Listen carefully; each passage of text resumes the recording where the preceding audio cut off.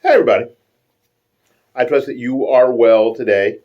Um, my name is Willie Lawson of the Saxophone Factory, and I want to tell you, I'm in a Facebook group called Saxophone Talk, and there are a lot of hobbyists, new players who are older, and I'm cool, and I am certainly cool with that. Please play the saxophone.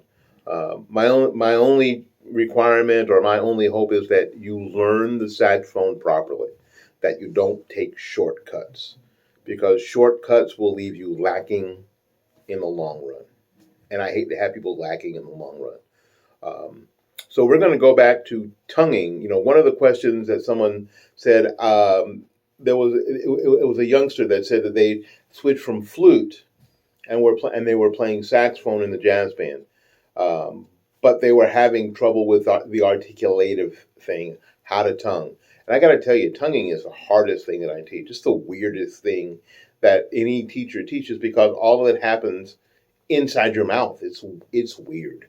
It is weird, and everybody's mouth is different. Everybody's oral physiology is different. Your teeth are in a different place.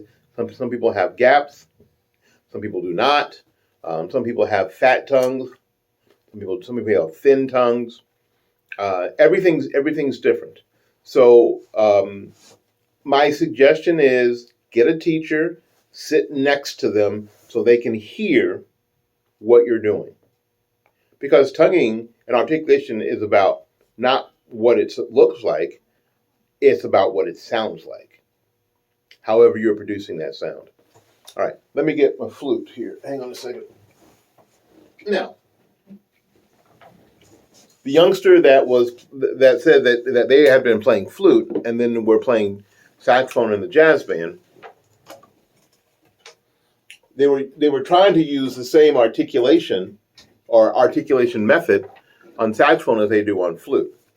Now, on flute, we are going to use the t syllable, t, and your tongue actually contacts the roof of your mouth, t, above your teeth, not between your teeth, like th, th. You don't want THA or THE.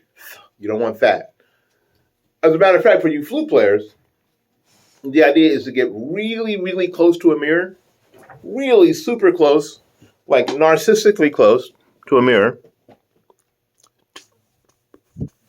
and see if you can see your tongue when you're tonguing. If you can see your tongue, you need to raise your tongue up. It should hit right where your hard palate and your teeth meet, the same place where you say telemetry or telekinesis, right? So on the flute,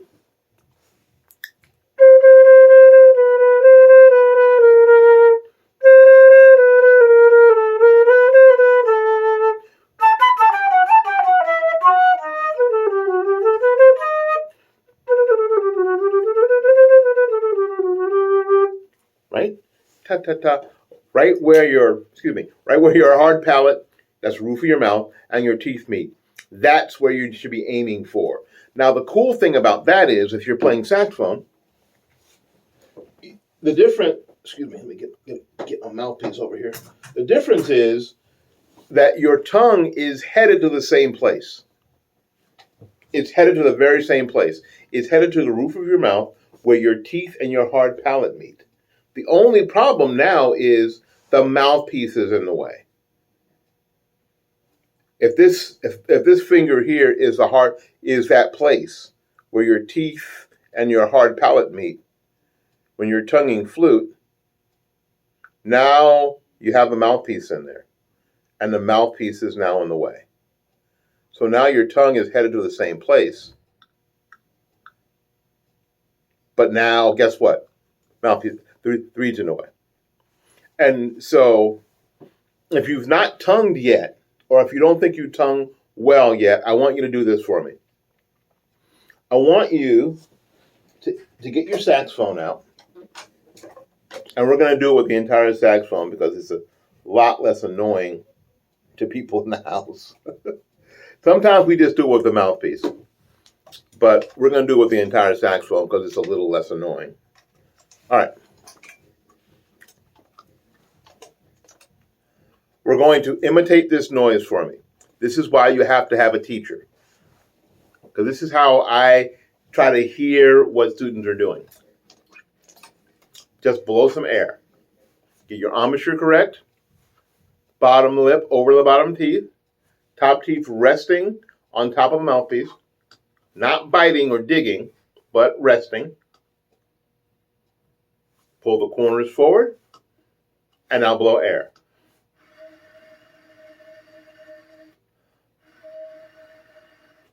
Just blow some air.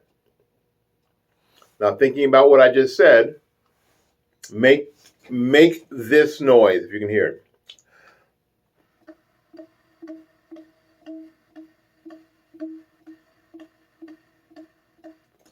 And think about where your tongue is going, where it's heading. If the mouthpiece wasn't in the way, where would your tongue be going? Now, if you're trying to hit the roof of your mouth while your mouthpiece is in your mouth, you're tonguing way too far back. Caw, caw. That's not good. See if you're making this noise.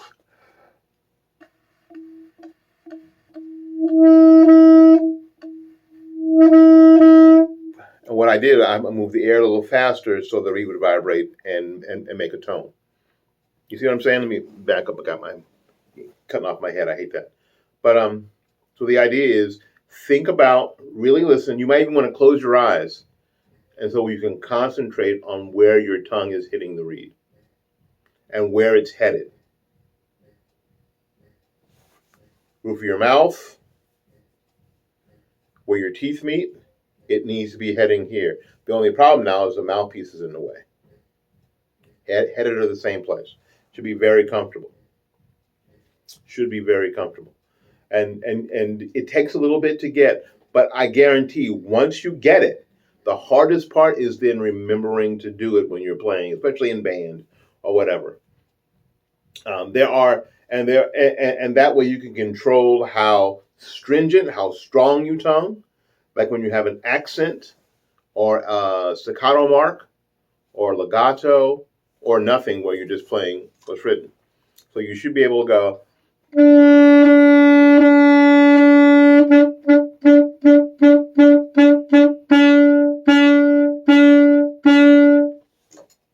There you go. All done with the tongue. Why is it important? Now, I know there are a lot of jazzers out there who say, oh, it's not that important. It's so important, again, because we're not going to leave any steps out. We're going to be able to do everything.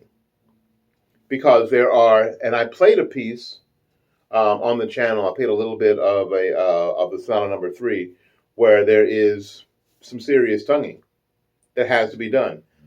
In the second movement,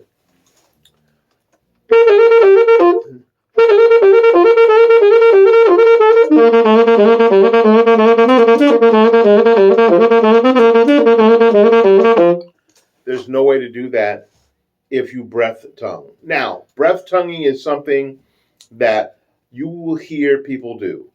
And I call it huffing. And huffing is making a tonguing like noise without using your tongue.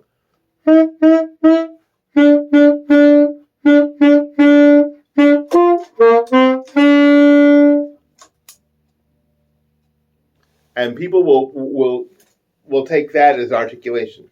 The problem is that when you huff tongue or you air tongue, the air goes into the mouthpiece and the reed speeds up to pitch, and then it drops down and speeds up. So you have a scoop. Ruh, ruh, ruh, ruh, ruh, ruh.